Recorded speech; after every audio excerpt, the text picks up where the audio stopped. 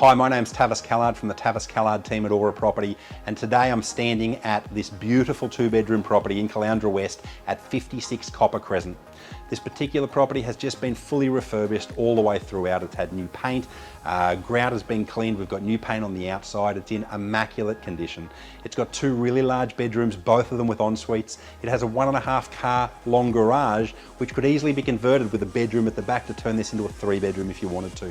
It's got this beautiful courtyard and also a great back area, but there are some amazing elements to this which I just want to point out to you. Firstly, it's across the road from Active Park, which is this beautiful large triangular park in Caloundra West, and it has this beautiful veggie garden, this community veggie garden as part of this park. It's also about 150 metres away from the most popular cafe in Caloundra West called Isba Cafe, and this is one of the only 2-bedrooms that we've seen come on the market this year, and absolutely is the best 2-bedroom in its presentation and its value for money that we have seen come on the market in a long time.